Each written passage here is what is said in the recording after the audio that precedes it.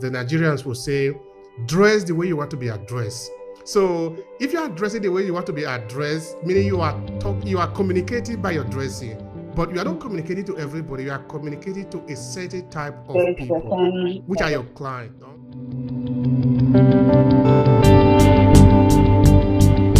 Let's say you want to communicate with the deaf and dumb people. What do you have to learn? You have to learn sign language, right? That's just it. So you have to do your research. Oh, what are the things that first them? What are the things? What are conversation starters that you can use to get their attention, and then use sign language to keep their attention, right? That's what you're going to do. So for you to get your ideal client, you have to speak and communicate the way that you know you're going to get their attention, and not just get their attention, keep their attention. So you have to do your research. What are they saying? What are they passing through? What are their challenges? What are they thinking about? Okay, like me right now, since my own clients are people that are building personal brand or trying to build personal brand, people that are small business owners, medium-sized business owners. My content has to be about what they are going through. Oh,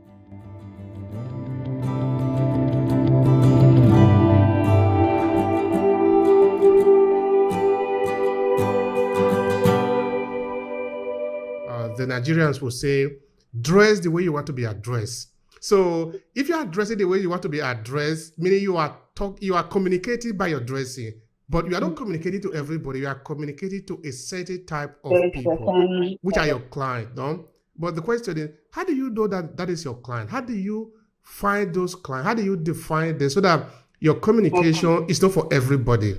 Help me with that. For them, yeah. So you do your research, and say everything is driven by research. So you want to communicate to a certain person, let's say, group of persons, not persons, let's say group of persons. So what do you have to do? You have to do your research and think, okay, these persons that I want to communicate. Let's say you want to communicate with the deaf and dumb people. What do you have to learn? You have to learn sign language, right? That's just it. So you have to do your research. Oh, what are the things that first them? What are the things? What are conversation starters that you can use to get their attention, and then you use sign language to keep their attention, right? That's what you're going to do. So for you to get your ideal, I think that's the word, right? Ideal client. Is that what you're trying to say? Yeah. Okay. So for you to get your ideal client, you have to speak and communicate the way that you know you're going to get their attention, and not just get their attention, keep their attention. So you have to do your research. What are they saying? What are they passing through? What are their challenges? What are they thinking about? Okay, like me right now, since my own clients are people that are building personal brand or trying to build personal brand, people that are small business owners, medium-sized business owners. My content has to be about what they are going through. Oh, the tips. Let's say, because I used to say, if you're doing content, personal content, which I mean that personal stories, and then there's the authority building content, and then there's the lead generation content. So let's say someone like me that has ideal clients that are business owners, personal brands, I have to put out content that will teach them or give them value on what they are currently going through. They're trying to find out how to get their brand messaging right. They're trying to find out what tone of voice to use. They're currently battling with self-doubt. Or will I do this? Am I able to do this business? Am I able to run this business? Or how is my personal brand? Like, what do I have to do to refine my message? What do I have to do to make sure that I'm saying the right thing to my audience? So where I come in is I have to do content. I have to create content that would speak to them directly, what they are going through, their pain points, their struggles.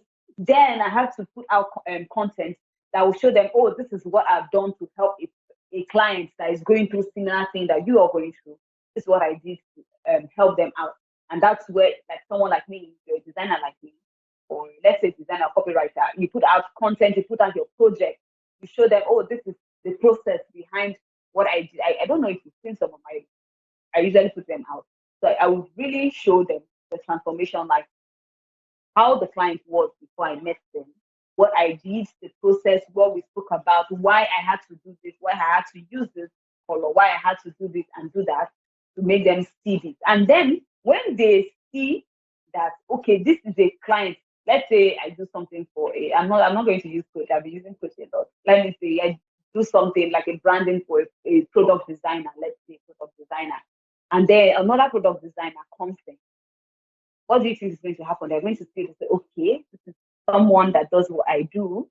This is what this person was going through. This is, oh, the person met real. This is the process through which she changed and transformed their brand from this to this. What's going to happen? That person is going to stick around, to want to know more, to want to follow my content. And then maybe one day, the person I say, okay, I think right now I'm convinced that I'm going to do a service.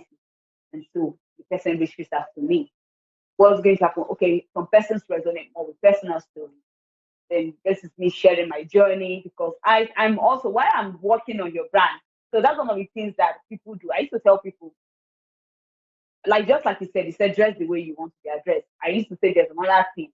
Dress the way you want to be addressed. Not really about dressing, but if you are a designer, you're a brand designer or a brand identity designer, brand strategist, copywriter, whatever, and your own copies are bad, your own branding is bad, how do you want to convince someone to trust you with their own? That is dressing. I mean, you would, yeah. Would you trust yourself? You would trust yourself. So why do you have to?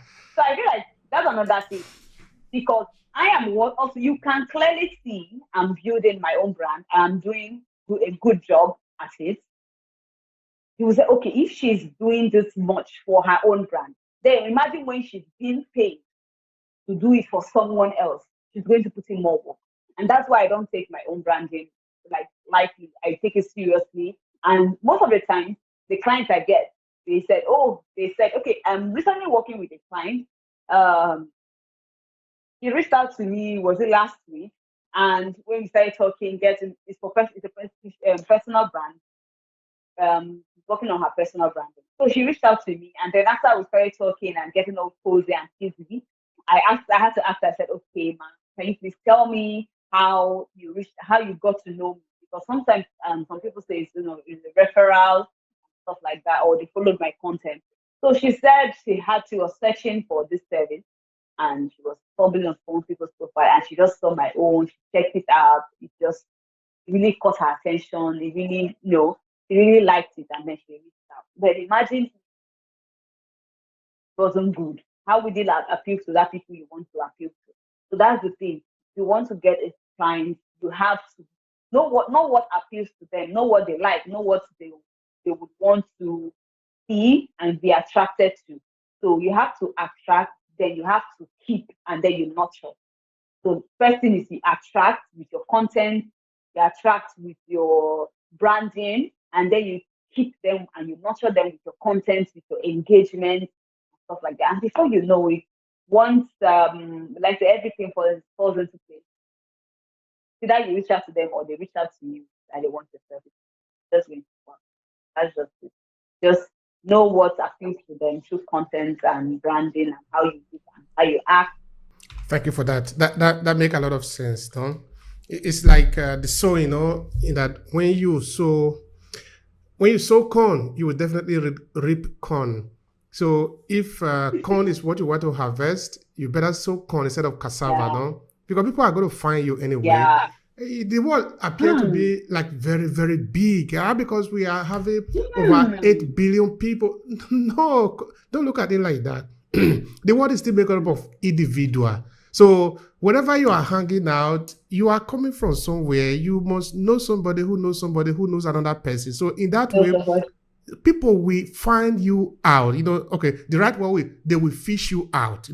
Which means if you really want your the way you want to be addressed, like I said before, actually reflect the way you talk, the way you do your things, the way you present yourself.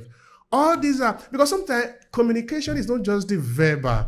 I think sometimes people can say that is up to more than 7